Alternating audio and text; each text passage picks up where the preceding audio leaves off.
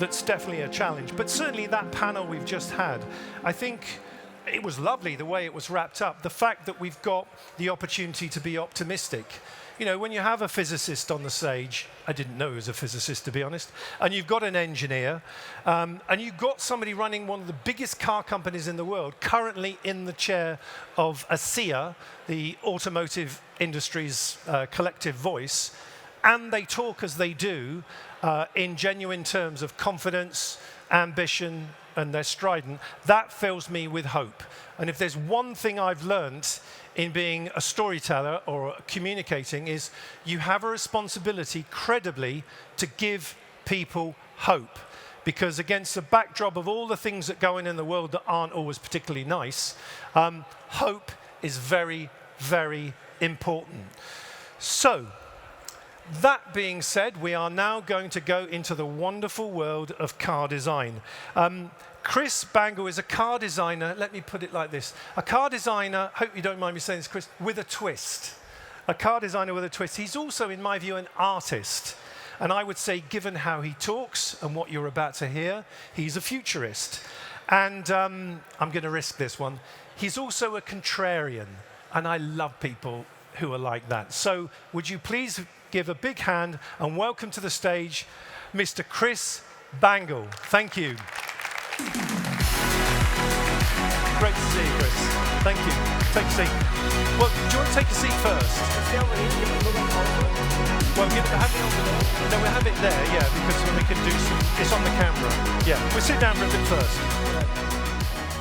Okay. You can see the good thing in this is we're going to make it up as we go along, and that's always the best way to do any of these things. I took notes on the last guys. Yeah, no, well, look, getting up is a bit of exercise, Chris. If you get up and go over there and do a bit of drawing, that's like, you know. I got to walk? Yeah, it's a bit of exercise. This is a mobility show. Yeah.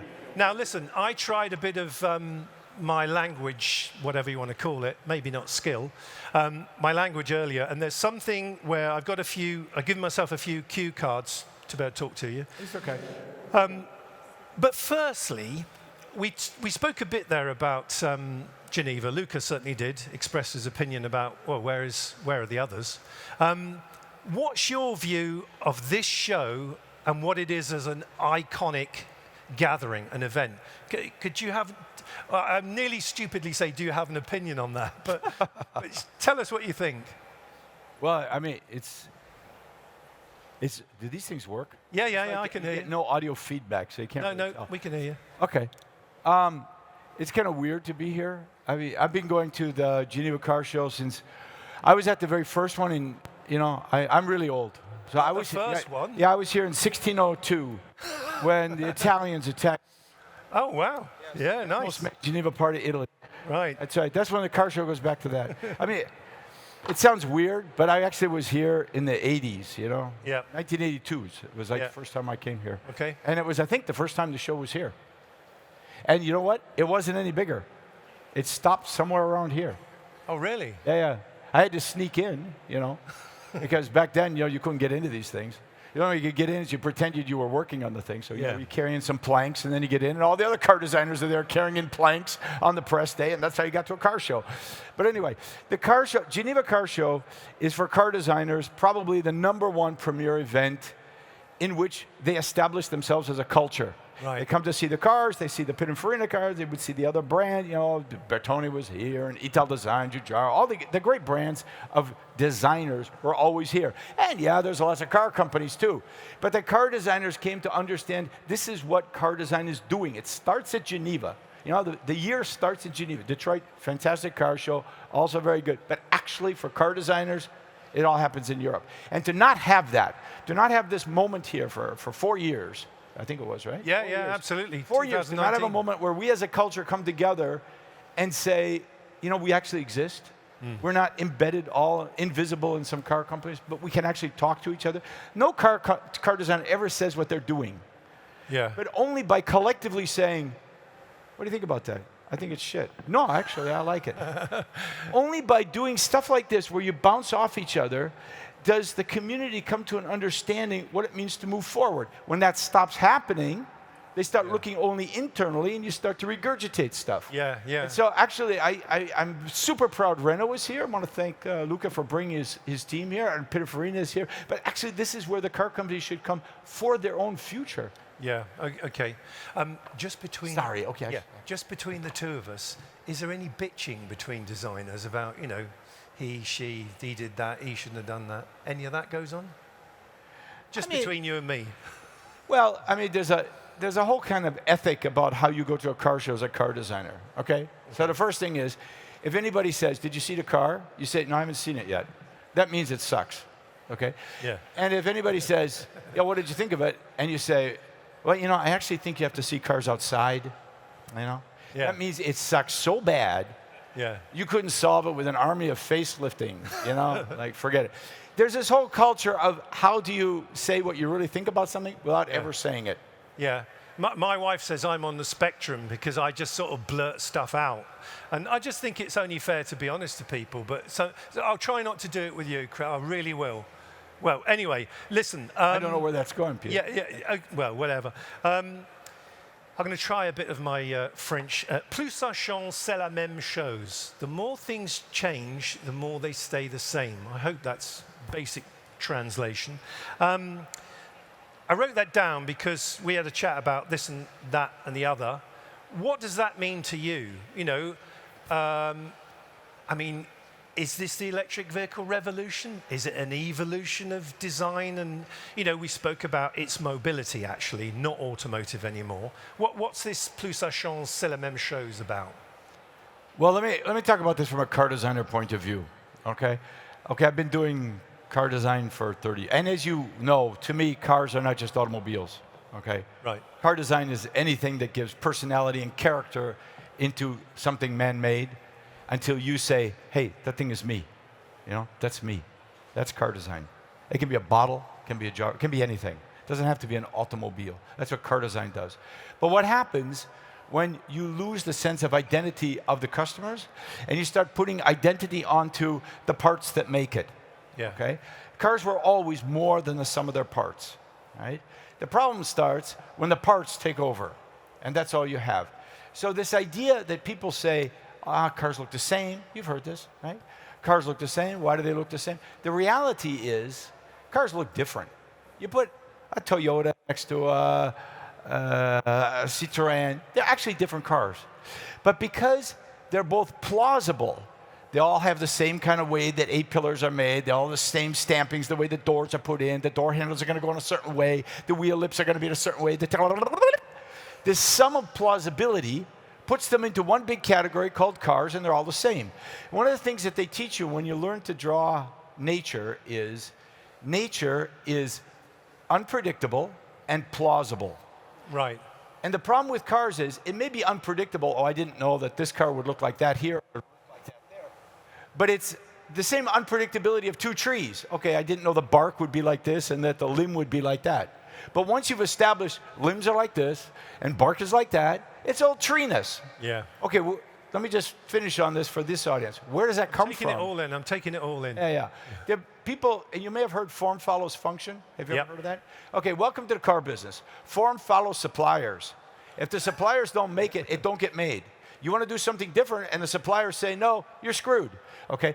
The really cool innovations are happening as these car companies are taking back in their supply chains, and they're saying, no, we're going to do it in a vertical way of doing it. You know, in the past, like, oh, God, don't do that. That's silo mentality.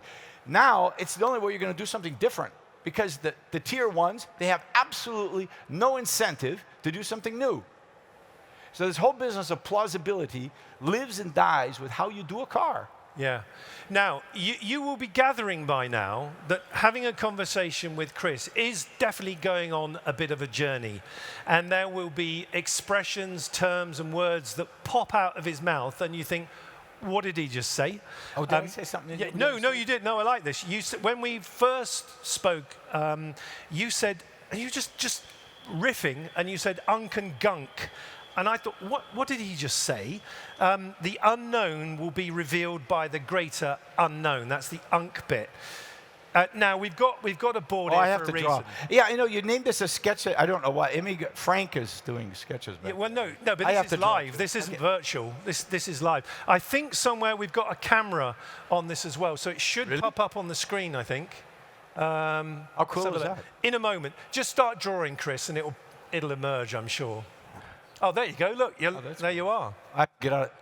Which way is the camera? Camera's going from there. Okay. Yeah. Sorry. I got to figure out where this is working from here. Okay. That's you. Yeah, that works. Okay. You know, when I started the car business, I thought the coolest thing would be able to draw a car. You know, I went to design school. How about that? Thank you. I'll autograph that for you later. You know? You can sell it on eBay. I found out that very rapidly that, you know, this old expression, if you cannot find a metaphor for it, you cannot understand it. To understand cars, this is not really how you understand it. You have to understand it on things like this. That's a Laffer curve. You know that from economics, right? You know Laffer curve. No, nobody knows it. If you learn economics, they teach you things like that. But if you want to understand where to put a car in the world, you say, okay, this is avant-garde, this is conservative, this is what makes people happy. Where's your car? Here? Here? There's a peak where you make it too avant-garde, they won't like it. You make it too conservative, they won't like it, right? Only by using charts like this would an audience who doesn't understand the aesthetic principles understand. Okay, so I met a top aesthetic, Rick Carter, who's a very famous art director in Hollywood, won Academy Awards. And he told me, don't forget, Chris, the alchemists said, the unknown will be revealed by the greater unknown. So you have an unknown here, here's you, here. And you're going, And somewhere out here is an unknown. What's the future of this? What's the future of that? What's the future of this? But behind it is a greater unknown. This is unknown, unknown, and a greater unknown, a gunk. Christopher Columbus wanted to find India, the unknown. What was the greater unknown? Hey, the world is round. Son of a bitch. You solved that one, you've solved this one, okay? Cell phones, the unknown was communication, right? No, the greater unknown was connectivity. Your cell phone is not about communication, it's about connectivity. Solve the connectivity. Okay, what is the unknown? Mobility, future of mobility. Yeah. What's the greater unknown? Yeah, You really think that the greater unknown is, can we make another battery in the car, or less of a battery, or a bigger battery? No, the greater unknown has to do with you guys, humanity, real people issues. Where are you as a self? If you understand selfness in a world where you used to give an identity to a car, you're going to solve the problem of identity with a mobility piece. And that's the big problem that car designers have. We used to give you a nice shape. You've seen those shapes. You know those shapes. Now we have to find, a way to say, this is you. I mean, think of how many things in your world you cannot control anymore. Silvio said, cars about freedom. You know that the automobile was not about freedom of movement. The automobile was about freedom to make it your way. You want freedom of movement? I can walk there. But I walk just as fast as everybody else. I can take a train there, and I get there along with everybody else. But if I do it in a car, you know, I can leave them behind. I can do it my way. Where in the future we're doing it your way is being eliminated by every set of rules possible, are you going to find self? You find that, you find the thing in front. Right. You find that gunk, you find that unk. Right, and another term that popped up when we're having this chat, and don't feel, well, I feel I missed out because I didn't know what it was. I'm sure some of you will. Grund logic. What the heck is that? Don't you like these great drawings? Yeah. They're flip awful. it over. I mean, there should be plenty of sheets there. Yeah, I don't think so. They're awful. Because a certain part of that drawing, I don't want to comment on it, but anyway, yeah, go to the next sheet. Okay. That's fine. Yeah. It's my juvenile Okay. imagination. All right. Here's a really interesting story. This is what like basic 101 of how we teach people about the design in the world. Okay, there's a basic pyramid that has why things happen, how they happen, and what it is. Whoops, A-T. Why, how, what? Okay, it's a pyramid. What is anything? A car, this pen, something you did today, the cup of coffee. It's a what. You wouldn't get the what if you didn't know how, right? So all whats are contained in how. If you didn't have a reason for doing it, you wouldn't do it. So all hows are contained in whys. You get the idea? Pretty simple. Well, you know this, right? I'm just preaching to the converted. The thing that people don't realize, and I had to learn this from my son. This is a really good point. There's a nice German word, Grundlogik, okay? Grundlogik. Hands up who knows that word, by the way, Grundlogic. One, two, I think three, is it one word or two words? yeah, the Germans in the room, I think. It's one word. Okay. Grundlogik. Yeah, cool. Grundlogik. Okay. What this means is this entire pyramid of why I'm doing things, how I'm doing it, and what I'm doing is in the middle of an invisible field called Grundlogik that I'm not even aware of. Don't even know about it, but I accept it. And it's just there. I don't even think twice about it. You know, like gravity. Oh, there's a nice car, gravity. Okay. But gravity, right? I don't even think that if I drop the pen, it'll fall, right? You don't even think twice about it, okay? Until you send a guy to space and you go, hey, you know what? The pens don't write. Shit. So we're, NASA, and we spend millions developing a pen that writes in space. Or you're the Russians, you make a pencil, right? Which is true. That's the anecdote. Is that really true? Yeah, well, it's an old I like tale. it. I think it's funny. It's old, what do you call suburban myth. Okay, myth, yeah. The Grundlogik, let's go back to the phone example again. The Grundlogik was that phones are for making a phone call. Okay, Nokia, they did great. What happens when the Grundlogik changes out from underneath you and phones aren't about making a phone call anymore? Right. Wham! You change the Grundlogik and you change the entire playing field. I think one of the best examples from a real technical point of view was a football team in America that said, football's played on grass, right? Right? Like, it's a field. And grass is dry, right? Well, what happens if you flood the football field for a week before the game? It's solid mud. And if you have an opponent that runs better than you do, they don't run so good anymore. And the opponent's lost. They flipped basic parameters. Okay, why am I bringing this up? The car industry is obsessed with what's. They're just now learning how you do it is different. I mean, you want to give some really interesting. You should say, by the way, that I work for Xiaomi, that I'm actually connected to a Chinese car company. Yeah. Well, I want to look, be fair about that. Okay? Everybody's working for a Chinese company now, one way or the other. Oh, Chris, well, okay. don't feel bad about it. No, I didn't mean it like that. I just wanted to say to be honest about this. Yeah. You know, when I talk about these different car companies and stuff like that, it's but vaguely neutral. Can I just quickly interject? I'm not just saying what I'm about to say. My favorite car going back that I spent my own money buying was the reimagined Alec Isigonis Mini. Hands up who liked that beautiful modern iteration of the Mini. Anyone in the audience? Yeah, a good number. That's sweet. This Thank is the you. chap that designed it. No. So, I was a boss. I'm a design director. Yeah, okay, but you inspired it. You enabled people to do it. And this is the thing so much, I think, about the panel we had there. It's not just, about the big bosses. It's what they enable people to do. You create the atmosphere. You give people the freedom to do it, the confidence to make mistakes, and all of that stuff. I'd never work for you, but I can clearly imagine working for you must be quite a lot of fun, actually. No, it's a pain in the butt, I'm sure. Anyway, let me finish here on this one. The how, why I brought up the how is the Chinese companies, like Tesla as well, they began to radically rethink how you physically put the car together, like physically put it together. Right. You know, there's that famous anecdote story about Elon Musk where he saw a model car and he said, it's made of one piece of metal. Why can't we do that, right? Yes. That famous story. Very true. Okay, they're rethinking how you do it. Once you start thinking, why are we doing this?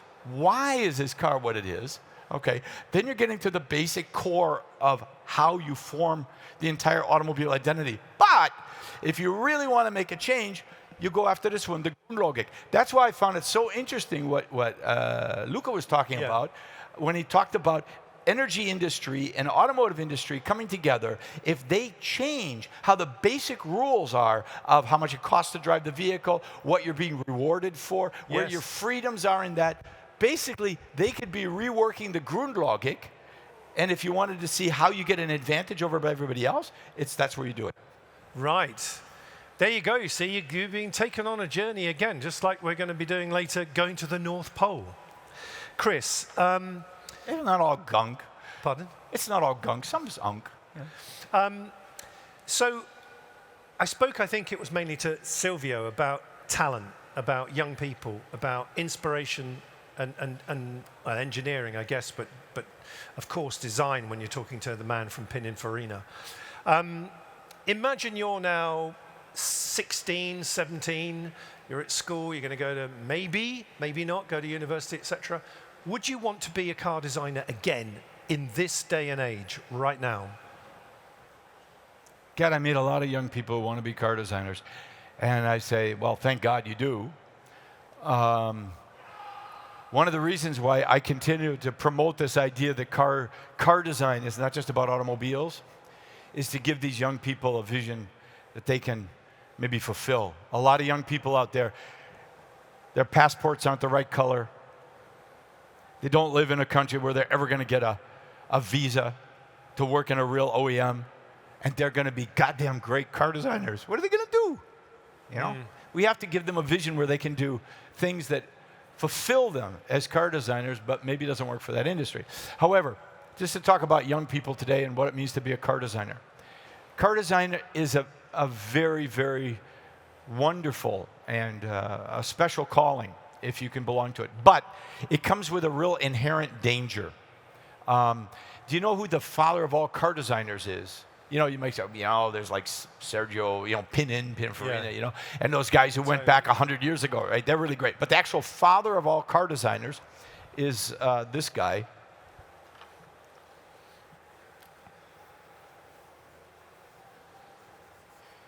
Can we have the camera back on? I don't know if that's... You know Pygmalion? Yeah. Pygmalion and his girl? Yeah. Did I spell that right? Is it an E or an A? Yeah, no, I think that's right. It's an A. It's an A. Marcia's there going, it's an A. Okay, thank you, Marcia. Pygmalion and Galatea. You know those two? You often see it. It's, you'll see this picture of this sculptor. He's got this woman he's kissing. She's holding on to him. He's holding on to her. Okay, she's still a block of stone down here, and he's standing on a ladder, I guess. Okay, so this is Pygmalion.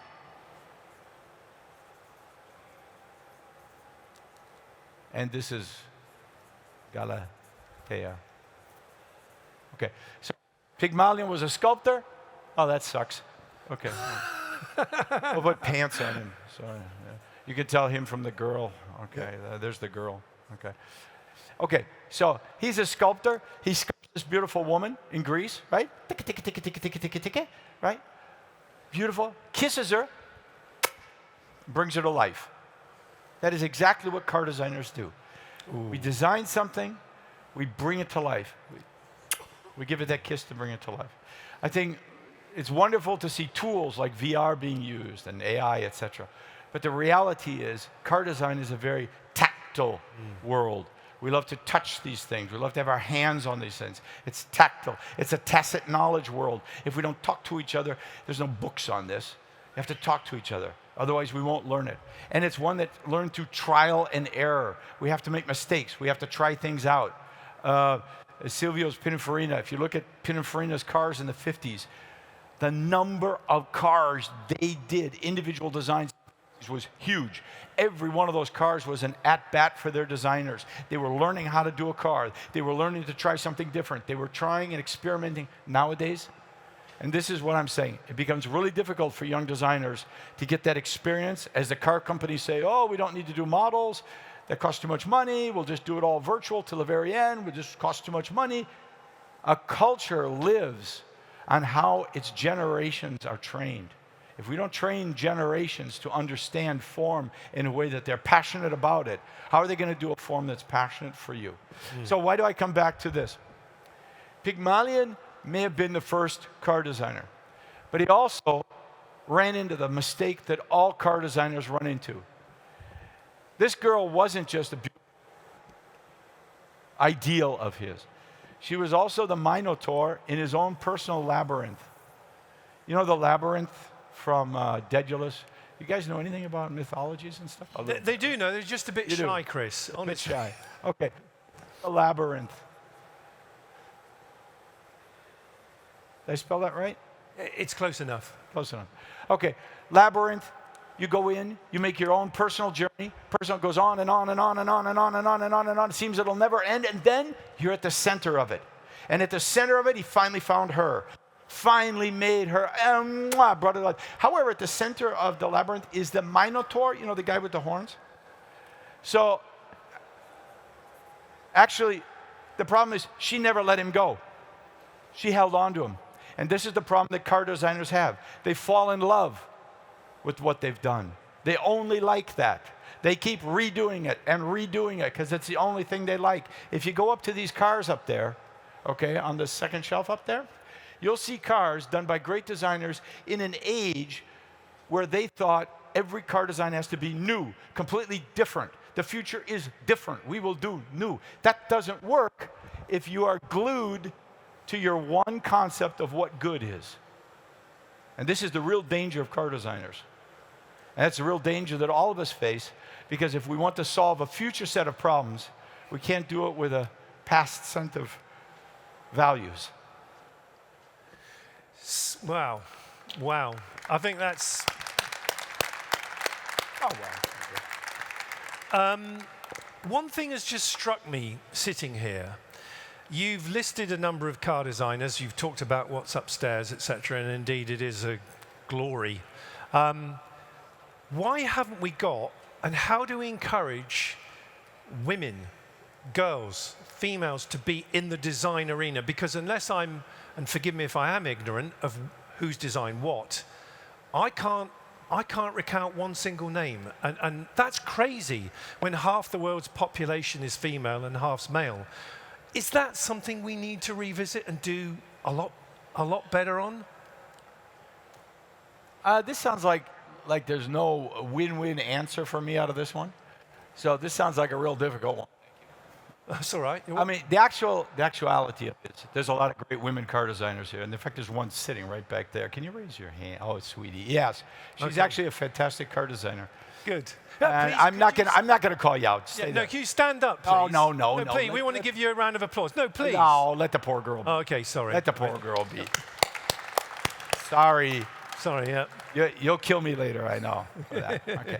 The reality is there actually are a lot of women car designers out there. Okay, good. Okay?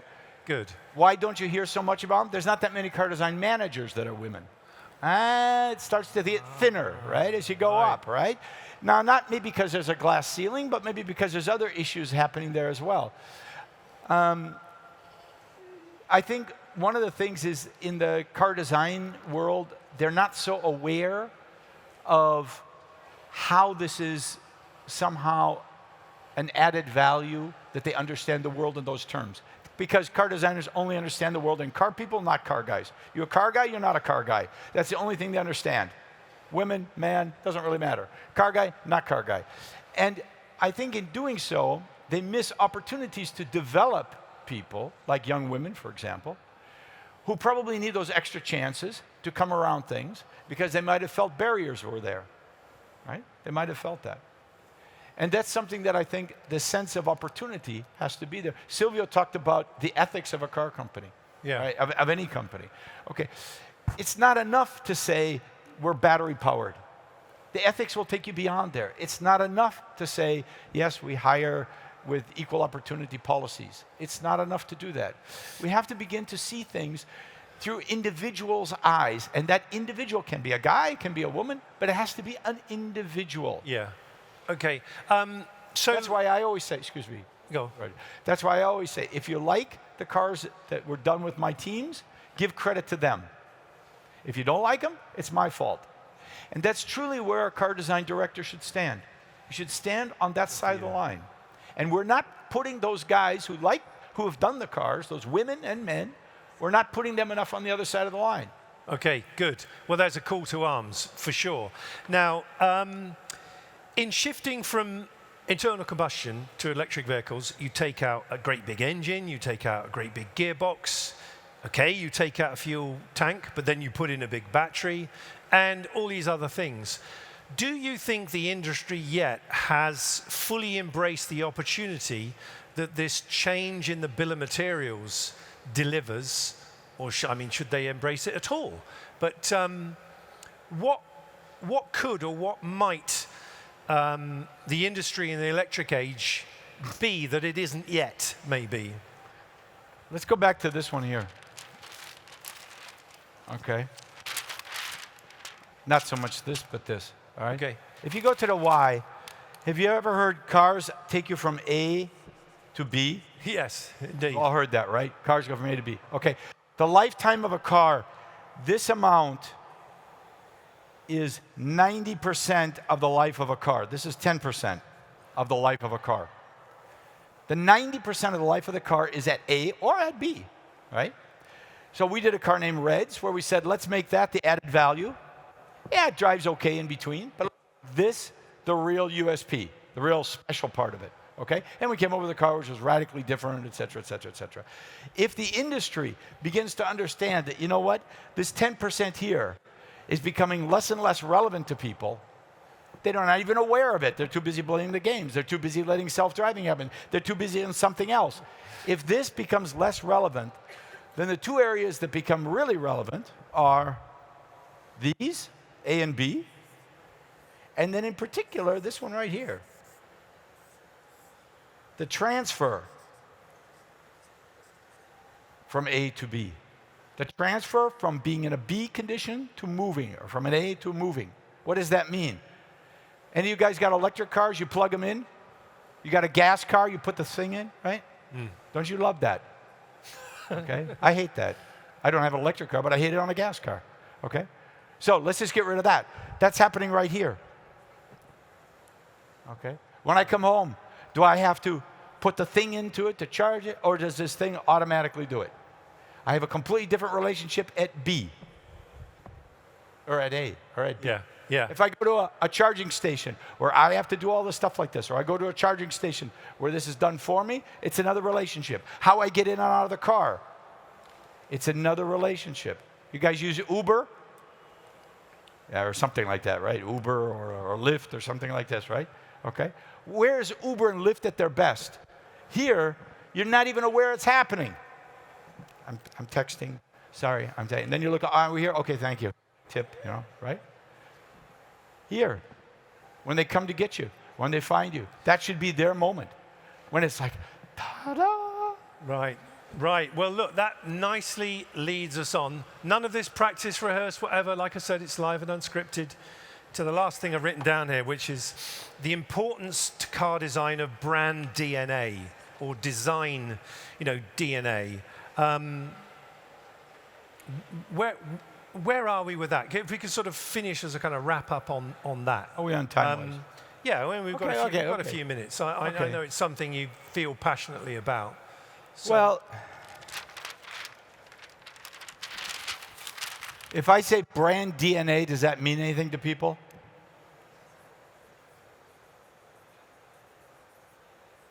Yeah, where it comes from, the kind of origin. You guys get the idea, right? Yeah. And if I say this is design brand DNA, you get the relationship, right? Okay? This is what we're talking about. Okay? It's like, wow, we have to do this. I'll never forget, I was in the first class I had at Art Center with cars. Now we're going to talk about Pontiac's DNA. What the heck is that? I mean, this was already back in the 80s they were talking about that. I mean, this 70s. All that stuff would come from there. Well, I learned something about success. And now we're talking about the automotive industry on a success curve. I learned something about success from, of all things, video games. All right. Okay. Never too old to learn. All right? And you know these competitive games? Where they, Yep. you know, there's a really interesting set of competitive games where they're like fighter games, you know, like Yeah. Which ones did you like? Did one you ever play army Red is- Alert? Anyone a fan of Red Alert? Oh, it's too old a game. Anyway, it was good. Okay. It turns out that this is not a why, how, what. This is 3 points. Look down on. Okay. These games work on 3 levels. One level is you beat the shit out of the competition. Wham, you destroy them. The second level is you control the board, and they can only move where you want them to go, and so you win anyway. The third thing is there's objectives, and you get the objectives first. So you can win in any out of 3 ways. Right. Okay, so you have the board, the map. Okay, the map. Then you have the actual fight power. And then you have the objective. Okay, so let's put those in car terms. In car terms, fight power is performance. This is your car performance.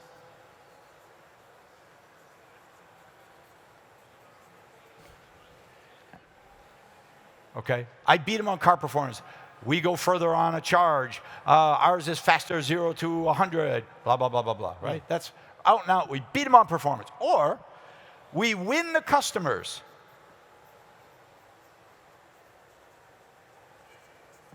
Okay? Yep. Now, sometimes it's a great combination. We beat them on car performance and we win the customers with it. Not always, sometimes. Or third one is we own the board. What is that? That's brand value.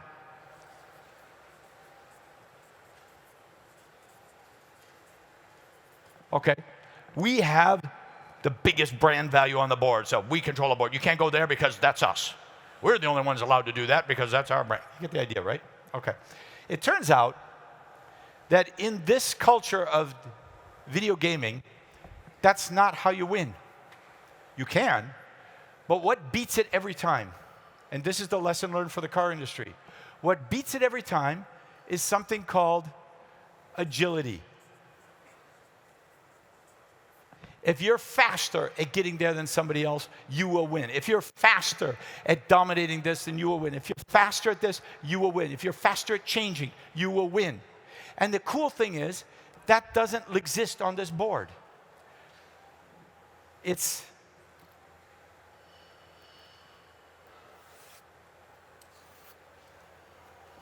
out in space. Oh, wow. It's up above it. It's not down here.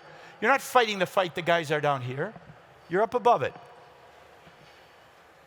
You're making your pick, you're making your move. I mean, if you look at things where brand DNA of design will nail you in place, it's right here. We don't let you move because we say this is what you are. Yeah. We don't let you move because we say the only way to get that performance is to do it like this. We don't let you move because our customers are used to this and we have that.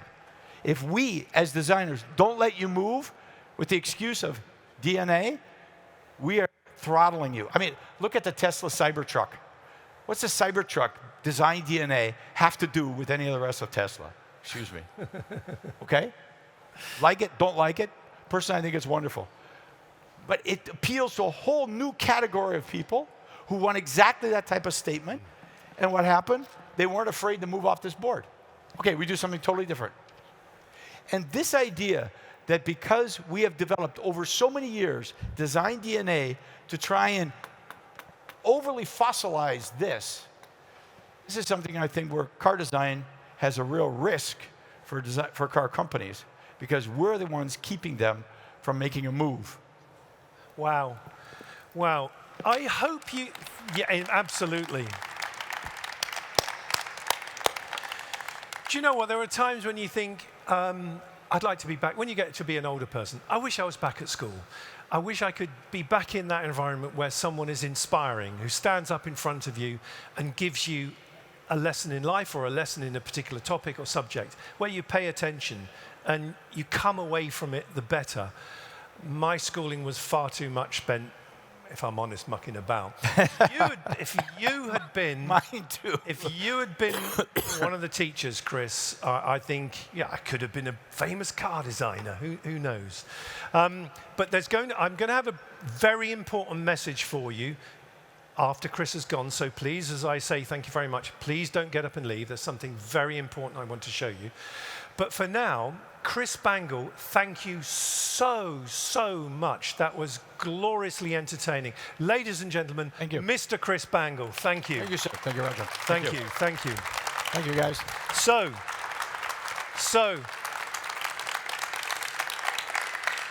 absolutely wonderful. And we have 2 more sessions to come after this, so you are really going to be spoiled. Please don't leave yet. I would like to show you a short message that none other than Jean Todt presented with the combination with the United Nations yesterday.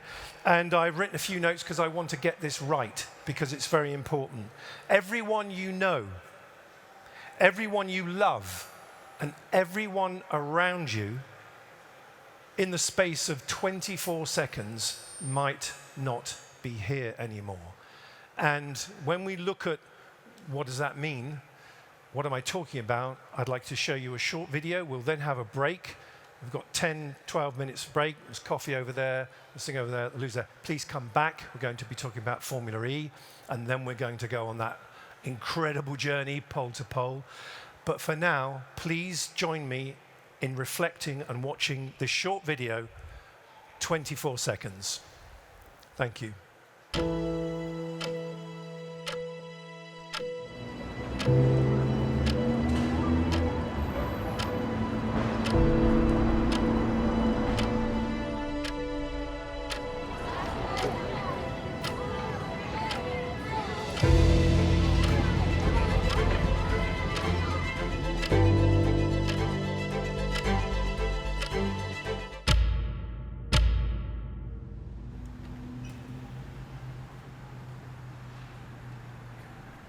Thank you very much. Please enjoy a short break, comfort break, stretch your legs, and join us back here on stage in 10 minutes.